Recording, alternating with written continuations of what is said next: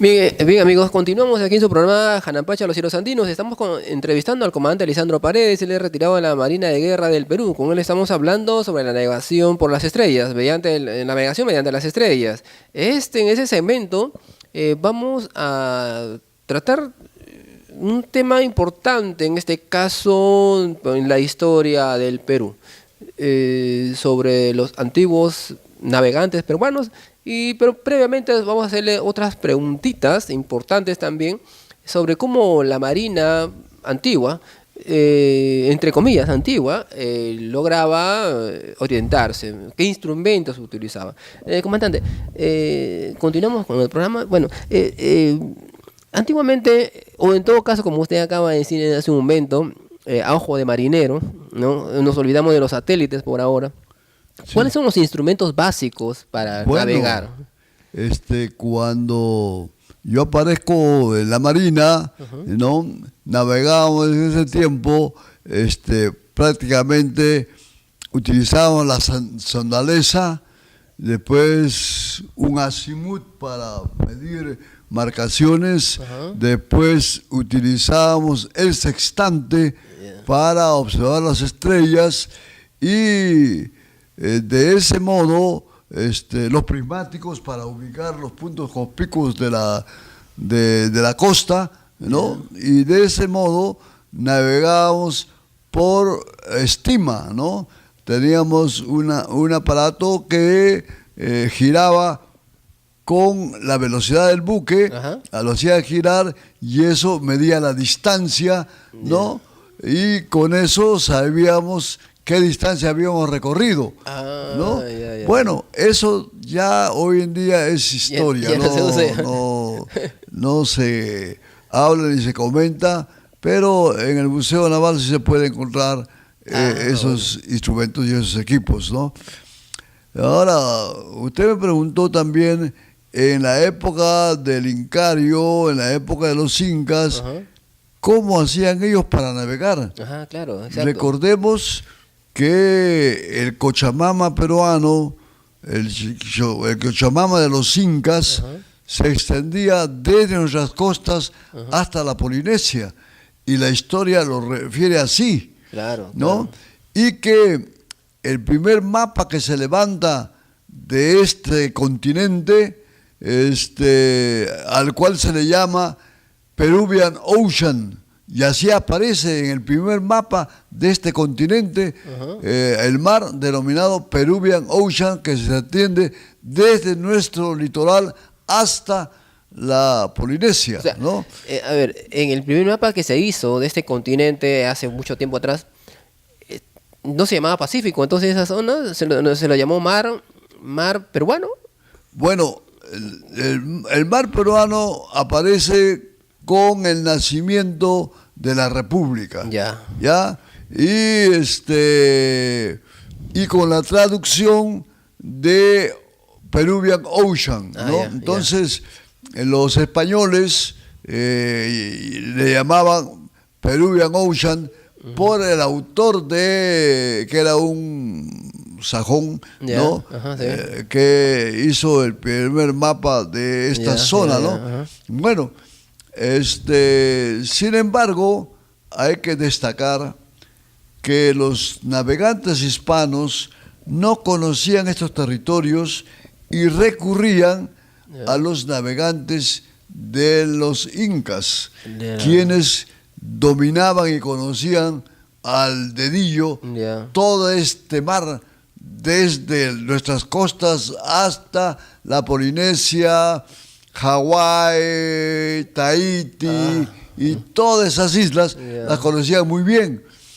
Y también observemos que quienes recibían a los españoles que llegaban, bueno, en ese tiempo tampoco eran españoles, sino eran del reino de Castilla y Aragón. Claro, cierto. Posteriormente se llamaron hispanos, adoptaron ¿no? el nombre de españoles. De la Hispania, pues, ¿no? Cuando venían los representantes de los reinos de Castilla y Aragón, eran recibidos por lo que hoy serían los embajadores o los cónsules, ¿no? Por ejemplo, en Panamá recibe a Vasco de Gama el representante de los incas, ¿Ya? que se llamaba Quiape, ¿no? Quiape, ya. Y con Quiape toman el juramento al grupo de Vasco de Gama Ajá.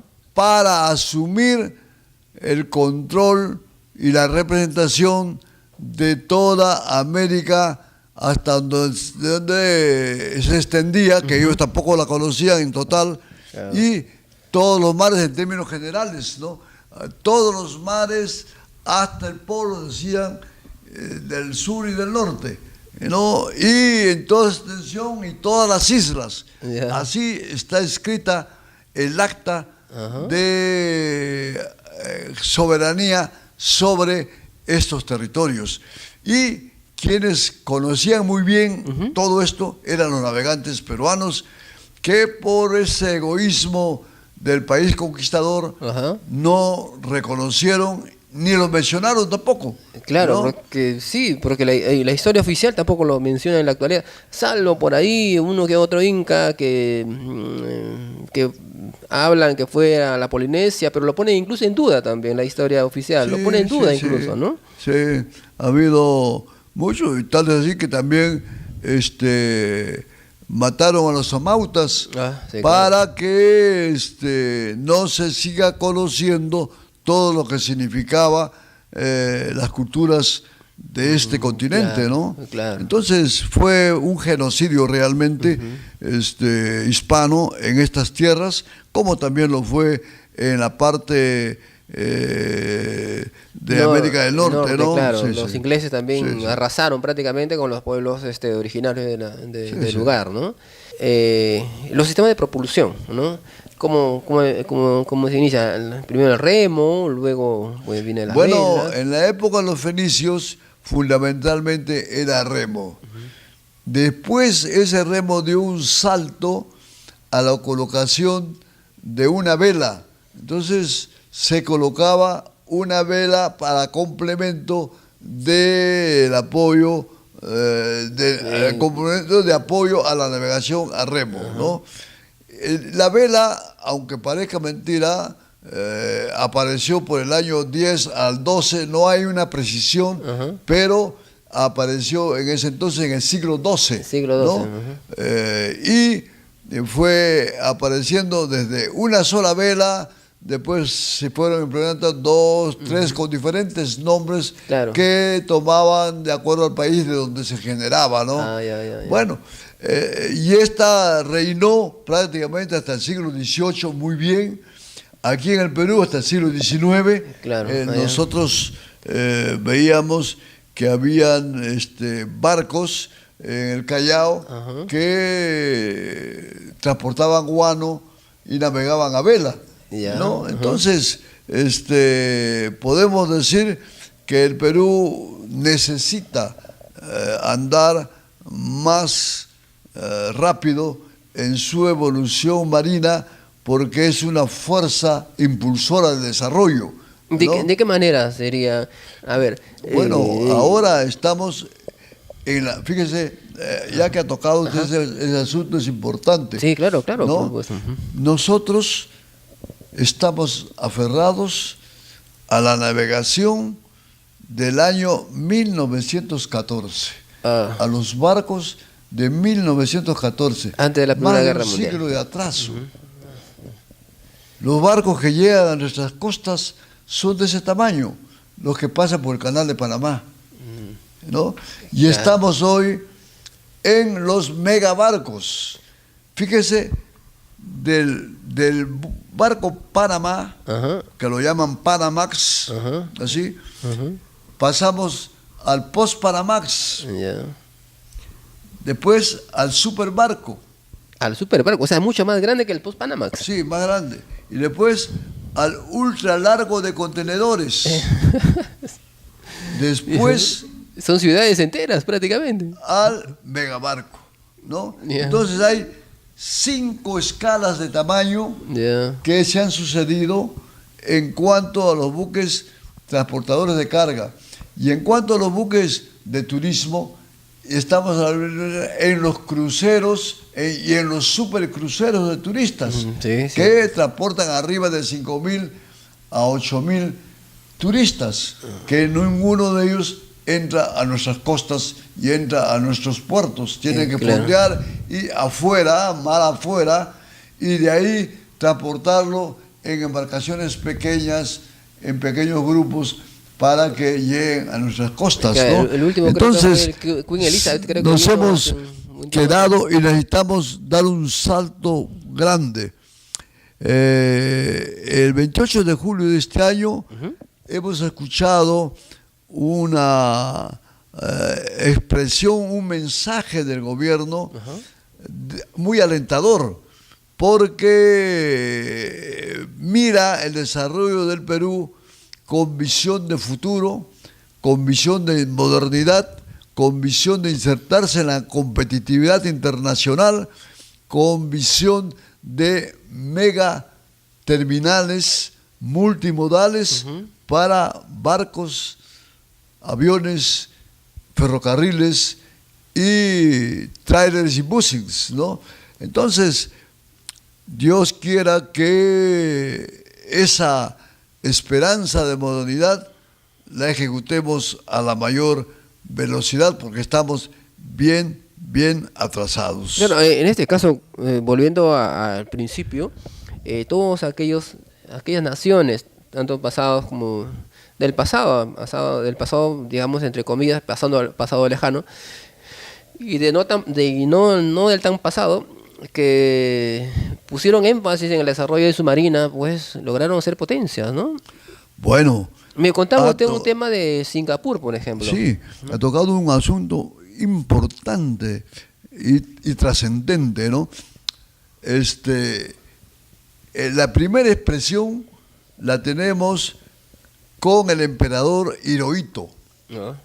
Japonés. cuando el general MacArthur, en representación de su gobierno, le pregunta qué es lo que quiere que Estados Unidos haga para reconstruir Japón de los efectos de la bomba atómica y de los efectos de la guerra. Entonces, el emperador pidió una semana de plazo para dar respuesta. A la semana da respuesta y le dice a MacArthur, al general MacArthur, le dice: Japón necesita solo 2 cosas. Se quedó extrañado MacArthur, porque pensaba que le iba a pedir 1000 cosas, ¿no? Claro, Muchas cosas, claro, ¿no? Claro. Bueno, y estas cosas son: la primera, desarrollo de megapuertos conectados a las vías de comunicación. La segunda, educación. Y el general preguntó: ¿nada más? Nada más. El resto es consecuencia de estos 2. Es efecto de estas 2 formas de desarrollo. Bien, ese fue Hirohito. Igual en Singapur. Ajá. Singapur hasta el año 70 era el país más pobre del Asia, ubicado en el centro del Asia, hasta que llegó Lee Yu y dijo: aquí lo único que podemos hacer para prosperar es megapuertos y tecnología. Bien, y construyó el primer mega terminal de Singapur. Ya. Hoy, el año 80, lo estaba inaugurando. Y acá en Perú creo que tenemos un análogo de Singapur. ¿Cómo? Acá en Perú creo que tenemos un análogo de Singapur. Creo que es la isla San Lorenzo, me parece. Nosotros, fíjese, me has hecho una linda pregunta, ¿no? En el mundo, en el mundo terráqueo, hay solo 2 países centrales. Uno es Singapur, que está en el centro de Oriente, ¿Ya? y otro es el Perú, que está en el centro de Occidente. Ya. Ambos países son centrales del mundo, con la diferencia que Singapur es una isla. Isla, ¿no? Y Perú es un país con 1.200.000. extensión continental, Claro, y 1.000.000 de... bioceánico, claro. no amazónico, antártico, no, bueno, muchas ventajas y una extensión, 1.200.000 y tanto sí, de Singapur kilómetros tiene cuadrados. solo 700 kilómetros cuadrados, 700. más pequeño que Paita. Bueno, entonces, si comparamos la extensión de Singapur, estamos hablando de 700 kilómetros cuadrados versus 1.240.000 kilómetros cuadrados de Perú. Singapur es el tamaño más pequeño que Paita. Y sin embargo, merced a su megaterminal marítimo y aéreo, se ha convertido en la cuarta economía mundial. En la cuarta economía mundial. Con un PBI más grande que el de Brasil, más grande que el del Perú, más grande que el de América del Sur. Solamente por efecto de su megaterminal. El Perú tiene igual posibilidad. Sin embargo, en el mismo tiempo histórico, estuvo Fujimori acá, y antes de Fujimori estuvo Alan acá, no hizo nada. Fujimori por lo menos aprobó que se hagan los megaterminales. Por lo menos. Sí, pero no dejó ejecutarlo, ¿no? Paniagua quiso regalar el mar peruano, adhiriéndose a la Convención del Mar, perdiendo las 200 millas que nos quedaban como único rezago del Cochamama, que se extendía hasta la Polinesia. Después le siguió Toledo. Toledo no solamente no hizo nada, sino también cedió el espacio aéreo sin la reciprocidad con el país del sur. Sí, de acuerdo. Luego le siguió nuevamente Alan García quiso vender la isla a precio subvaluado. Para hacer condominios, para hacer dominios, hacer casas, hacer edificios. Menos mal, ¿no? Quiso hacer bares, cantinas, reemplazando un megapuerto que ya estaba presentado y aprobado por las Naciones Unidas, reemplazándolo para hacer su negociado. Afortunadamente, el Poder Judicial lo ha sentenciado, anulando su violación constitucional y legal y traición al país. ¿No? Bueno, entonces, el siguiente, que fue Humala, no hizo nada. No hizo nada. Y no quisiera decir los términos calificativos, pero no hizo nada a favor del desarrollo ni de la modernidad, ni por erradicar la pobreza, ni por dar trabajo al Perú, que sí lo hubiese logrado con